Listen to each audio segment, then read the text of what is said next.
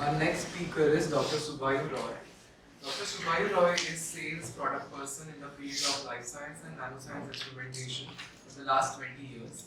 He started his career in 1996 with Neolab Equipments.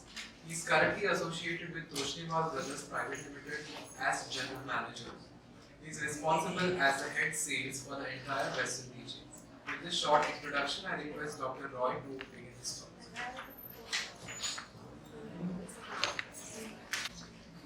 Good morning to you all. I'm Dr. Roy. I'm from Toshniwal. Basically, we in Toshniwal, we have been representing Microcal for ITC and DSC for the last 35 years now. We have about 150 or more installations with pan-India presence in almost all the pharmaceutical companies as well as the research institutes. Today, Dr. Sinjal and Dr. Pramod Madhuri, they have already covered up almost all the aspects of ITC and DSC. They have given us the opportunity to serve them for the last so many years now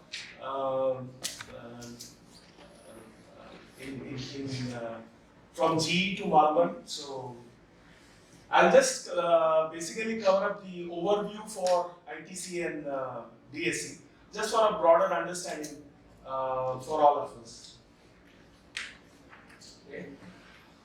So, microcalorimetry, as ma'am has already said, why do you say microcalorimetry? Because the heat generated is in a very small volume, which has to be measured by a very, very sensitive instrument. Instrument which can detect heat to the tune of 2 microjoules actually. So heat generated or absorbed in every biological and chemical physical process capable of thermal measurements over a wide variety of solution conditions. As I said, ITC determines affinities from 10 to the power of 2 to 10 to the power of 12. That is picomolar detection actually. Okay, this is how a normal thermogram looks at for the DSC as well as for the ITC. There has been various changes in the models for ITC over the years. 35 years has been a long time actually. We started off with a very large sample volume structure ITC systems. Now we have brought it down to microliter instrument actually. This is how the new instrument looks at. This is the manual system, and that is, you can say, semi-automated system, and this is the fully automated system, which is currently the 5th generation system for the peak ITC actually, which Malvern promotes. So this is the 5th generation ITC from Malvern, which has just been introduced about 1.5 years back actually, which is the latest in the market now. So Dr. Sinjal has already explained what happens basically between when 2 molecules interact, and it's a non-covalent bond. When the interacting molecules go from free to a bound state. So there's a heat absorbed or heat released that has to be measured in an instrument. So, and in one instrument you have, as somebody just pointed out actually, what are the different parameters which can be measured in an ITC. In an ITC instrument, almost about 7 to 8 different parameters can be measured, which is difficult to be measured in any other, whether it is circular tactism or fluorescence spectrometry or SPR, surface plasma resonance. Most of the parameters which can be measured in an ITC cannot be measured over there. I mean, that's the general opinion. So these are the different types of biomolecules which can be characterized by ITC, that is proteins, antibodies, nucleic acids, lipids, membranes, carbohydrates, low molecular weight compounds. These are the general samples which we come across. And why ITC? Why? What is the need for ITC actually? It's a label-free system. You don't have to label your compounds actually. That's one of the major things which favors ITC. then you can quickly get affinity values. The response time can vary from 10 seconds to a few hours depending on what kind of compounds you take it in your cell. Confirm drug binding to a target. You can validate your IC50 and EC50 value also with this ITC system. And you can characterize your mechanism of action also. Yeah, this Sindhu madam has already touched on this. This is how the basic principle of ITC experiment looks at. This is the syringe, this is the reference cell, the sample cell, and what is measured is the heat difference, or when there is a heat absorbed or released, there is a difference of heat between the sample cell and the reference cell, right? So, and how soon the reference cell can attain a thermal equilibrium with the sample cell. So that is what the instrument, I'm strictly speaking from the instrumentation point of view. So that is what is measured by the detector in the ITC actually. The heat is what is detected. The syringe, the sample cell and the reference cell. So nowadays, as I said, we have a 200 microliter sample cell. So you can understand if you have got costly samples at your end. Previously it used to be 1.4 ml, now we have brought it down to 200 microliter, which is a major achievement for any system actually.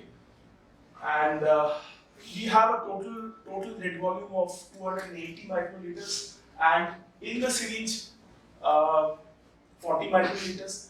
So total in general we can do with 280 to 300 microliters is the max sample required from our side. So this is the ITC experimental principle, and this is how the raw data looks at, because this is like when the thermal equilibrium has been reached between the sample cell, so the difference is nullified. The binding mechanism, as ma'am has already expressed, and how you get the affinity and the stoichiometry. Once your sample has been completely bound, your n values have become, there is no remaining n values, then your binding mechanism, you can quantify your binding mechanism, you can quantify your affinity, Ka, Kd, all these factors you can quantify in the software, which is provided along with the instrument actually. And the software is also, it's an open platform software now, which is a new addition in the new system. More on the software will be there in the second half of the session. So basically, in an ITC experiment, what we have is affinity, strength and binding mechanism, thermodynamics, and stoichiometry.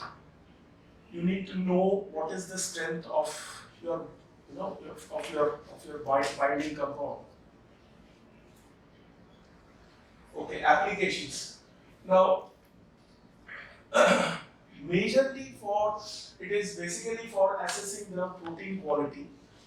It is also used for SAR, your structure activity relationship with the compound. You need to know which chemical compound in the sample is creating or it is making the changes in the drug. That is what is important, for which you are identifying. So you're basically differentiating between protein to protein in between the batches.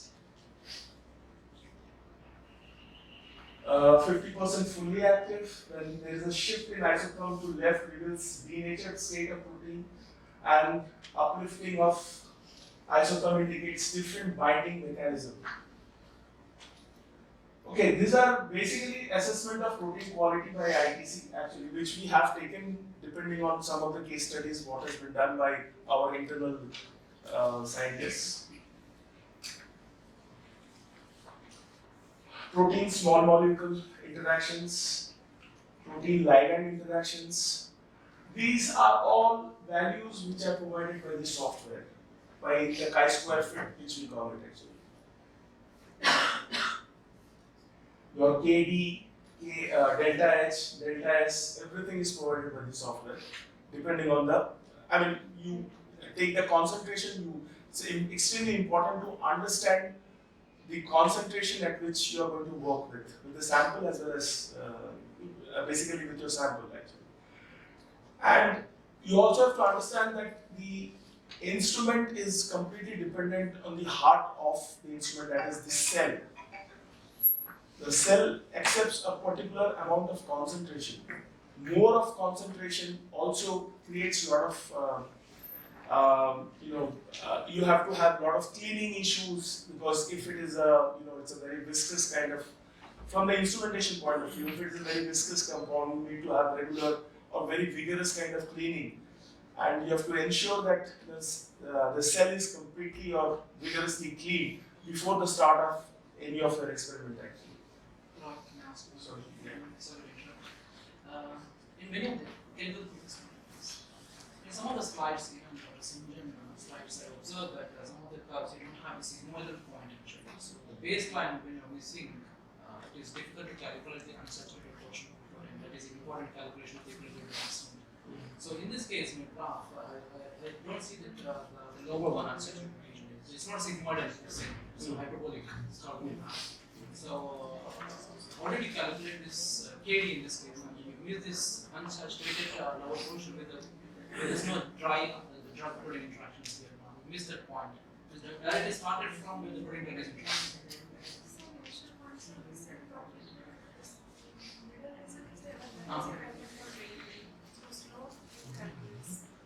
It takes the best fit actually. Yeah.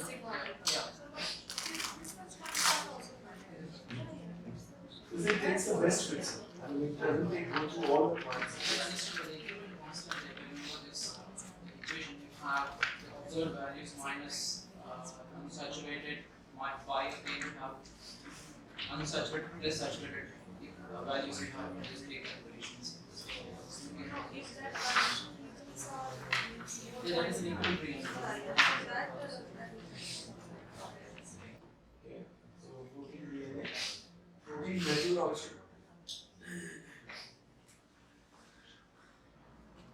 Sar, ma'am has already explained about the hydrophobic and van der Waals interactions. Yeah, so the best drugs have more enthalpic binding. That's what a journal study which has been done by some of the scientists in Melbourne has been presented over here. So yeah, this is a broad overview from the instrumentation point of view of ITC. I will briefly touch on the DAC also.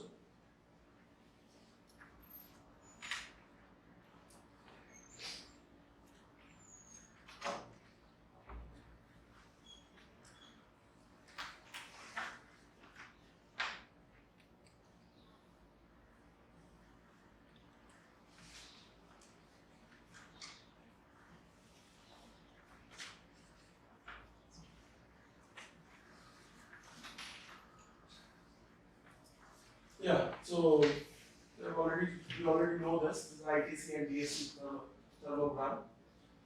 These are the latest system which has been newly introduced as Peak DAC. I'm not going majorly into the features of the system because let's not make this as a sales talk actually.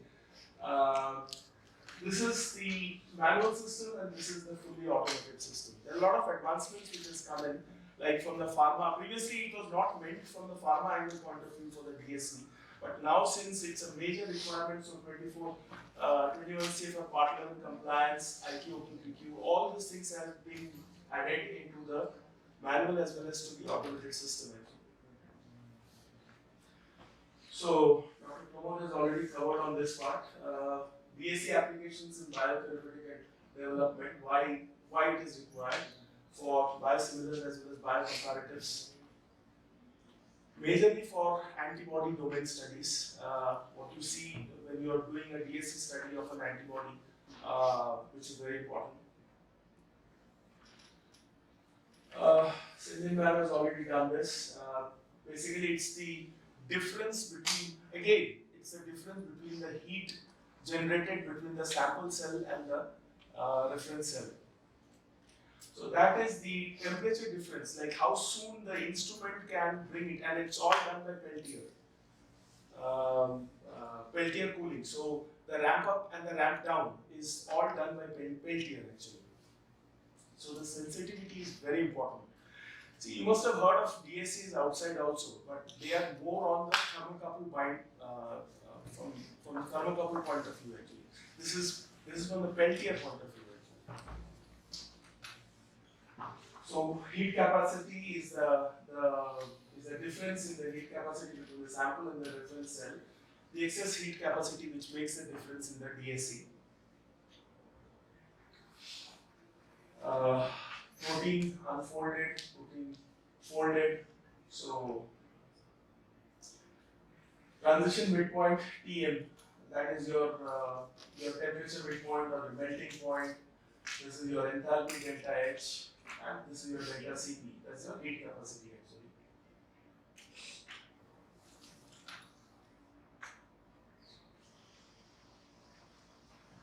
So DSC, we call it as an excellent stability indicating model, as an SIM, that's what we call it as.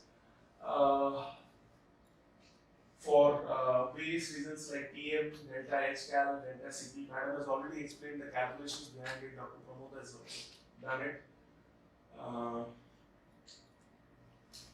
What is DSC? Basically, if you look at it, is a forced degradation of thermal stability assay. Direct measurement of heat absorbed during thermal denaturation, detects unfolding of all domains, and label free. This is completely, you don't have to label it, you don't have to tag it with any compound to understand the structure. DSC is that very or extremely useful during most phases of biopharmaceutical development. This is the paper which is reported. And DSC is also considered as a gold standard for thermal stability in biopharma, which I think Dr. Pramod will substantiate actually. These are some of the people who have made their comments about the DSC. I think we have discussed in about the second one, that is what are the other instruments which can verify the work for DSC, like circular dichroism or Fourier transform infrared spectroscopy, fluorescence, differential scanning calorimetry, or SPR.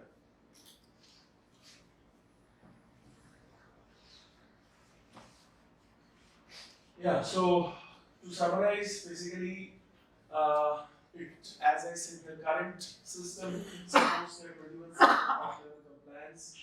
No need to develop any new methods for QC, more use of gold standards, transferability of knowledge, more.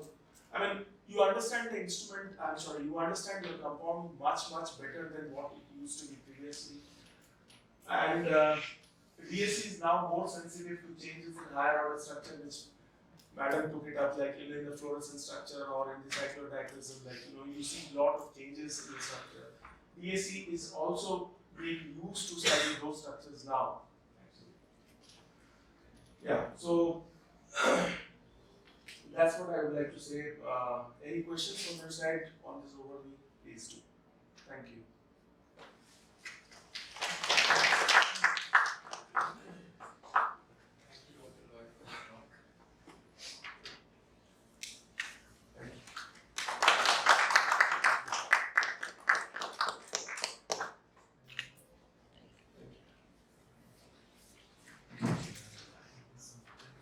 If you have any questions on the instrumentation and all, we can do it after this thing.